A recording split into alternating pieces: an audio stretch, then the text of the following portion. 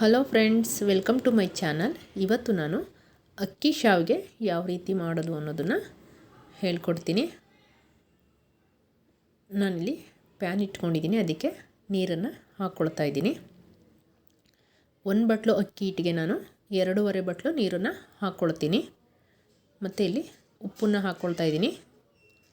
ಹಾಗೆಯೇ ಸ್ವಲ್ಪ ಎಣ್ಣೆ ಹಾಕ್ಕೊಳ್ತಾ ಇದ್ದೀನಿ. 1 ಸ್ಪೂನ್ ಎಣ್ಣೆ ಹಾಕಿದ್ದೀನಿ.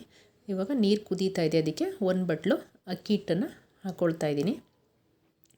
ಇವಾಗ ಗ್ಯಾಸನ್ನು ಲೋ ಫ್ಲೇಮಲ್ಲಿ ಇಟ್ಕೊಳ್ಬೇಕು. ಅಕ್ಕಿ ಹಿಟ್ಟು ಹಾಕಾದ್ಮೇಲೆ ಈ ರೀತಿ ಹಾಕಿಬಿಟ್ಟು ಚೆನ್ನಾಗಿ ಮಿಕ್ಸ್ ಮಾಡ್ಕೊಳ್ಬೇಕು.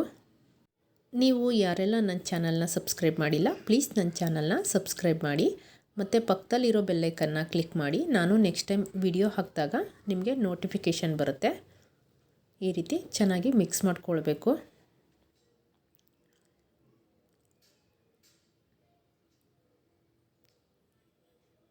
ಈ ರೀತಿ ಚೆನ್ನಾಗಿ ಮಿಕ್ಸ್ ಮಾಡಾದಮೇಲೆ ಗ್ಯಾಸನ್ನು ಆಫ್ ಮಾಡ್ಕೊಂಡ್ಬಿಡಬೇಕು. ಇವಾಗ ಇದನ್ನು 1 ನಿಮಿಷ ಮುಚ್ಚಿ ಇಟ್ಬಿಡೋಣ. ಇವಾಗ ಇದನ್ನು ತೆಗೆದುಬಿಟ್ಟು ಕ್ಲೀನಾಗಿ ಕಲಿಸ್ಕೊಳ್ಬೇಕು. ಹಿಟ್ಟನ್ನು ಬಿಸಿ ಇರುತ್ತೆ, ಸ್ವಲ್ಪ ಕೈಗೆ ನೀರು ಹಾಕ್ಕೊಂಡು ಕಲಿಸ್ಕೊಳ್ಳಿ. ನಾನಿಲ್ಲಿ ಕಲಸಿ ಇಟ್ಕೊಂಡಿದ್ದೀನಿ. ಇವಾಗ ಇದನ್ನು ಶಾವಿಗೆ ಒರಳು ಎಷ್ಟು ಹಿಟ್ಟು ಹಿಡಿಯುತ್ತೆ ಅಷ್ಟು ದಪ್ಪ ಹಿಟ್ಟನ್ನು ಈ ರೀತಿ ಮಾಡಿಕೊಂಡು ಇಟ್ಕೊಳ್ಬೇಕು.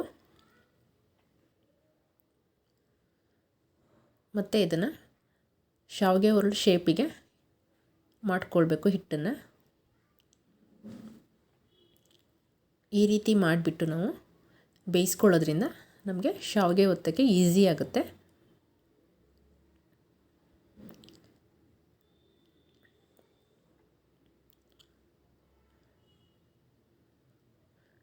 ನಾನು ಮಾಡಿಟ್ಕೊಂಡಿದ್ದೀನಿ.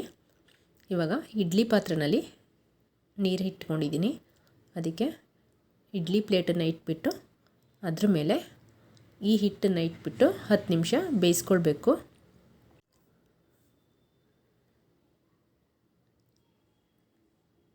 ನೋಡಿ, ಇವಾಗ ಇದು ಬೆಂದಿದೆ.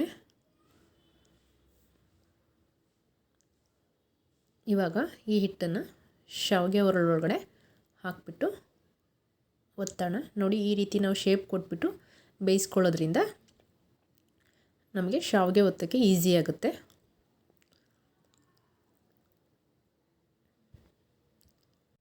ಈ ಶಾವಿಗೆನ ಕಾಯಿ ಹಾಲಿನ ಜೊತೆ ತಿಂದ್ರೂ ಚೆನ್ನಾಗಿರುತ್ತೆ, ಮತ್ತು ನಾಟಿ ಕೋಳಿ ಸಾಂಬಾರ್ಗೂ ಚೆನ್ನಾಗಿರುತ್ತೆ. ಸ್ವಲ್ಪ ಜನ ಮೊಳಕೆ ಕಾಳು ಸಾಂಬಾರ್ಗೂ ಈ ರೀತಿ ಮಾಡಿಕೊಂಡು ತಿಂತಾರೆ, ಚೆನ್ನಾಗಿರುತ್ತೆ.